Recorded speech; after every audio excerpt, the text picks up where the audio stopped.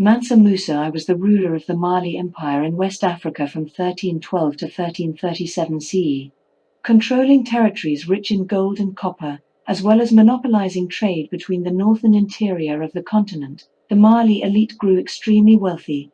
A Muslim like his royal predecessors, Mansa Musa brought back architects and scholars from his pilgrimage to Mecca who would build mosques and universities that made such cities as Timbuktu internationally famous.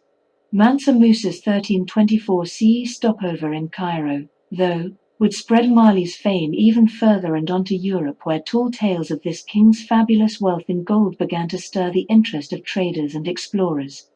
Mansa Musa, the Mali Empire's greatest ever ruler, was said to have spent so much gold in the markets of the Egyptian city that the value of bullion crashed by 20%.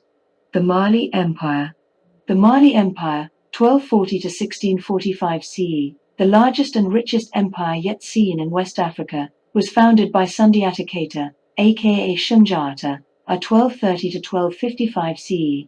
The Mali capital was Niani, and the most important trading city was Timbuktu near the river Niger and located where major waterways and land routes converged. Immense wealth was gained from acting as a trade hub between the interior and southern coast of West Africa and north of Africa across the Sahara Desert's caravan routes. Salt was a major commodity traded from the north, while from the south came gold and ivory. The empire eventually included Ghana, Walata, Tadmeka, and the kingdom of Songhai, and ultimately stretched all the way to the Atlantic coast.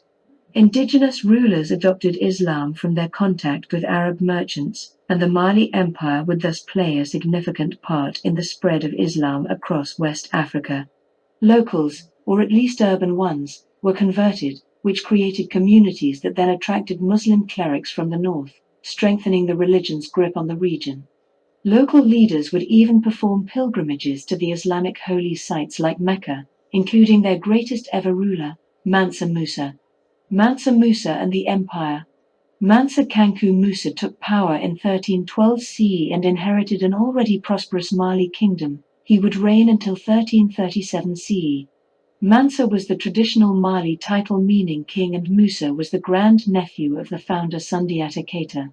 Mansa Musa gained the throne after his predecessor, Mansa Abu Bakr II, sailed out into the Atlantic with a large fleet of ships and was never seen again. Exploration's loss was Mali's gain, and Mansa Musa, nominated to rule while Abu Bakr II satisfied his curiosity as to what lay over the horizon, would become one of the greatest rulers in the entire history of Africa.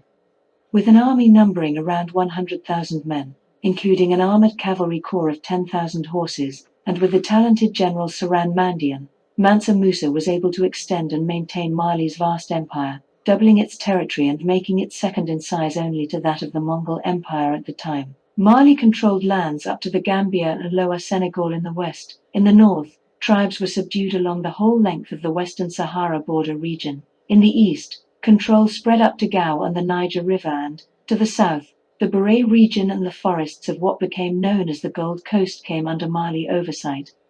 This latter region was left semi-independent because gold production had always been much higher when more autonomy was granted there.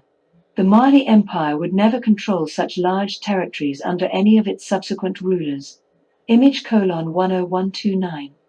To better govern this vast expanse of land containing a multitude of tribes and ethnic groups, Mansa Musa divided his empire into provinces, with each one ruled by a governor, Faber, appointed personally by him. The administration was further improved, with greater records kept and sent to the centralized government offices at Niani.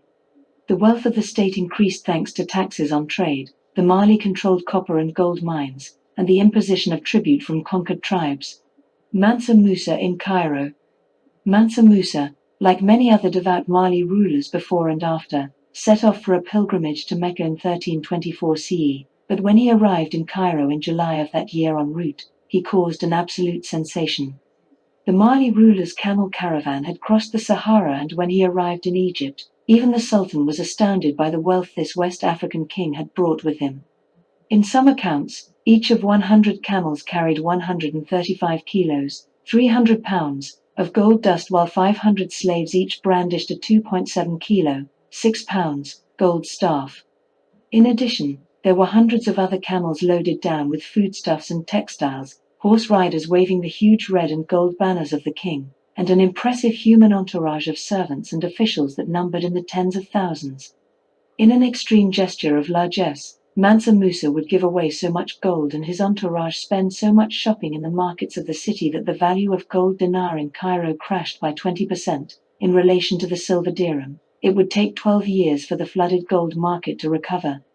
The merchants of Egypt, in particular, were delighted with all these naive tourists suddenly milling about their markets, and they took full advantage, raising their prices and relieving the shoppers of their gold at any opportunity.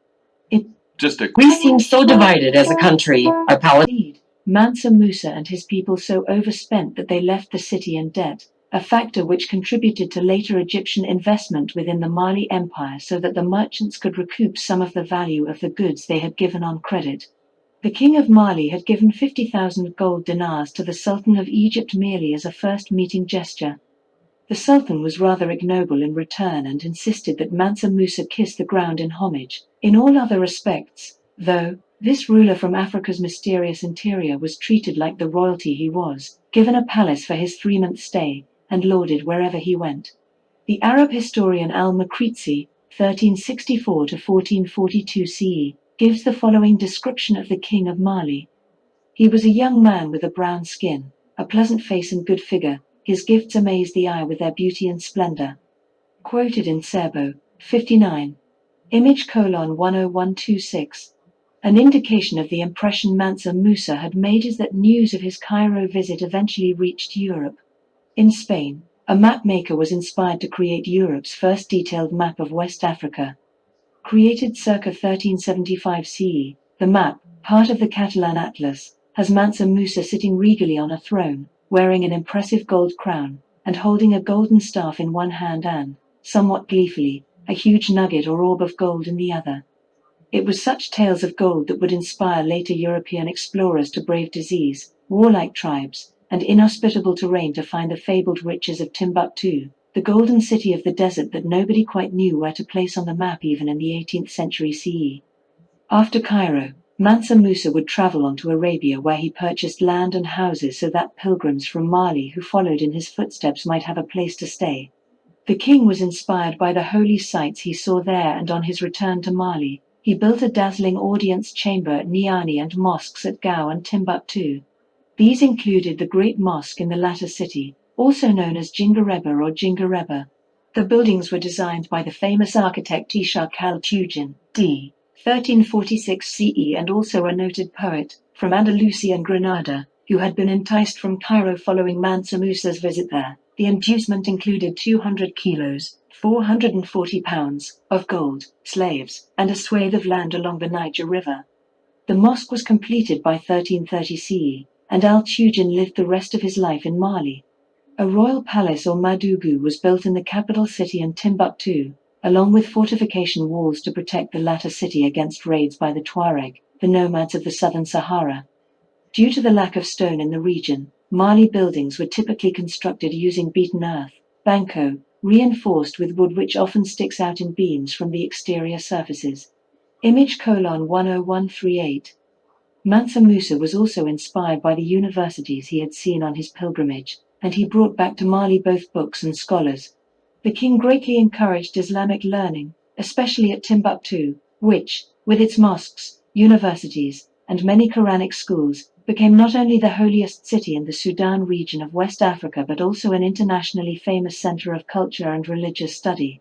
In addition, Mansa Musa sent native religious scholars to Fez in Morocco to learn what they could and then return to Mali as teachers.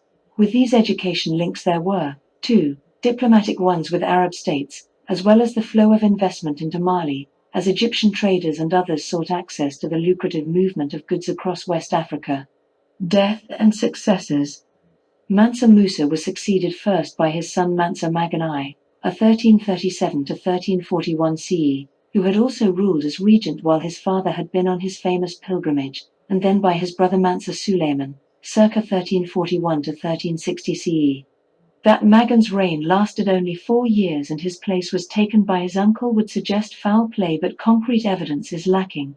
Mansa Suleiman did continue his brother's promotion of Islam, and the Mali Empire would prosper for another century or so before new trade routes were opened up by the Portuguese.